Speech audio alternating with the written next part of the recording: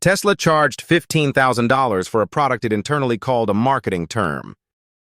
In 2022, a Bay Area Tesla owner filed a federal lawsuit containing a single internal phrase Tesla had never intended to surface publicly. Tesla's legal team moved to strike it. The motion was denied. In 2016, Elon Musk stated, on camera, as fact, that every Tesla already on the road had the hardware for full self-driving. No human required. Buyers paid $8,000 up front for that promise, then $12,000, then $15,000. The price kept climbing. The capability stayed frozen. But Tesla's own legal position is that full self-driving was never a description of what the car could do. It was, in their framing, aspirational, a name for a destination, not a product. They sold the destination for $15,000. They still haven't built the road. Here's what they didn't say. Internally, Tesla engineers flagged as early as 2019 that the FSD system architecture could not reliably detect stationary objects at highway speeds, parked cars, stopped emergency vehicles, debris. The recommendation was a hardware redesign. According to internal documents obtained by Reuters, that recommendation was deprioritized in favor of software iteration. It gets worse. The NHTSA investigation that followed in 2021 was triggered by exactly that failure pattern: 16 crashes, 15 injuries, 1 death. By 2020, full self-driving could not navigate a highway exit without human intervention. Tesla's own internal safety data, released under regulatory pressure to the National Highway Traffic Safety Administration, showed that autopilot-related crashes were increasing, not decreasing, as the software rolled out to more vehicles. In 2021 alone, NHTSA opened a formal investigation into 765,000 Tesla vehicles after a pattern emerged. Autopilot disengaging seconds before impact, not after, seconds before. The system was sensing danger and handing control back to a driver who had spent the last 20 minutes doing nothing. Motzko's lawsuit is not abstract. He built financial decisions around the robotaxi promise. Documents filed with the court show he factored projected income into his household planning. He wasn't alone in this. Tesla's own forums from 2018 through 2020 are filled with owners who made the same calculation. People who delayed selling cars, delayed buying new ones, who treated the FSD package as an appreciating asset. A product that would one day pay for itself. Some are still waiting. Here's what was happening internally at the same time.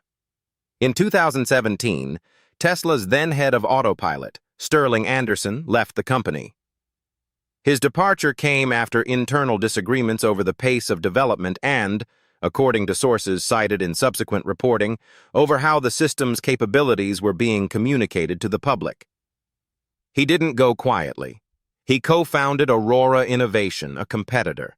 Tesla sued him within weeks. The lawsuit was eventually settled. The terms were sealed. In 2019, Elon Musk held an Autonomy Investor Day. He projected a specific timeline on a screen in front of analysts, press, and cameras. 1 million robotaxis, he said, operating on public roads by the end of 2020. Tesla stock rose significantly following the event. The robotaxis did not arrive in 2020, or 2021, or 2022. Or 2023. What did arrive in 2023 was a Department of Justice investigation into whether Tesla had misled investors and consumers about the capabilities of its self-driving systems. The DOJ investigation is ongoing. Tesla's own engineers, in internal communications obtained by the Washington Post, referred to Autopilot's public demonstration videos as not representative of the system's actual performance. Not an edge case, not a caveat, not representative. Tesla consistently pushed back on this framing, publicly. Every release of FSD software came with a disclaimer. Full self-driving capability requires active driver supervision. The driver must keep hands on the wheel. The driver must remain attentive at all times. Tesla's legal argument was, and remains, that the name is aspirational, a description of the product's intended destination, not its current state. The FTC has a term for that. It's called deceptive advertising. In 2022, the FTC sent a formal inquiry to Tesla regarding Autopilot and FSD marketing claims. Tesla's response to that inquiry has not been made public. Tesla collected $15,000 per vehicle for a feature it simultaneously disclaimed in the fine print. That is not a product. That is a deposit on a promise. Midpoint spike. In 2021, Reuters obtained internal Tesla documents showing that company engineers had, as early as 2019, flagged a specific and critical limitation in the FSD system architecture. It could not reliably detect stationary objects at highway speeds, parked cars, stopped emergency vehicles, debris, not edge cases, routine road conditions. The engineers recommended a hardware redesign. According to the documents, the recommendation was reviewed and, the precise language used in the internal report, deprioritized in favor of software iteration. Buried. The NHTSA investigation that followed in 2021 was triggered by exactly this failure pattern. Tesla's striking stationary emergency vehicles while Autopilot was engaged.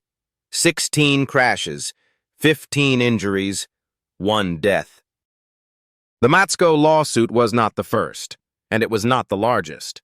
In 2022, a class action was filed in California consolidating claims from Tesla owners across multiple states who had purchased the FSD package between 2016 and 2022.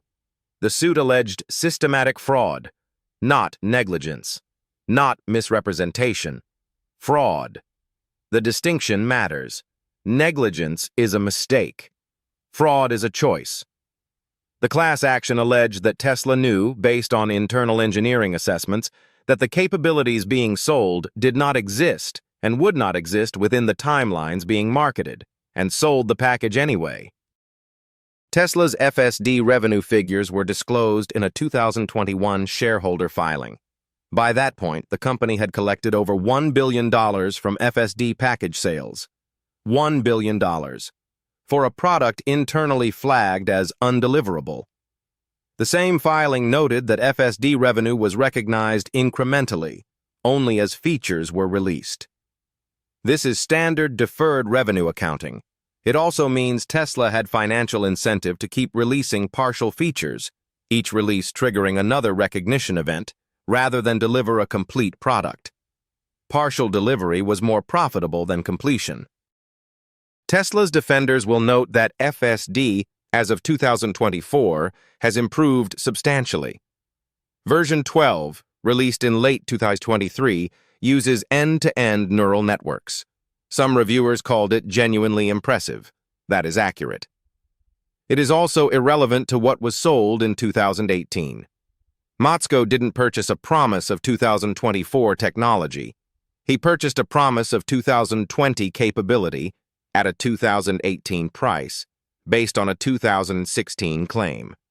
The product he received is not the product he was sold. In January 2023, Tesla quietly settled the Matsko case. Terms: confidential. No admission of wrongdoing. No public findings.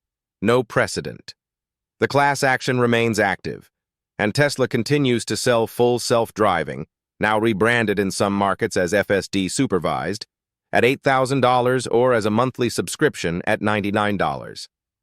The word supervised appeared in the product name only after regulatory pressure in 2023. Before that, just full self-driving.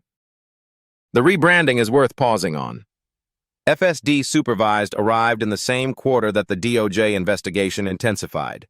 It arrived after California's DMV formally accused Tesla of misleading marketing in a regulatory filing.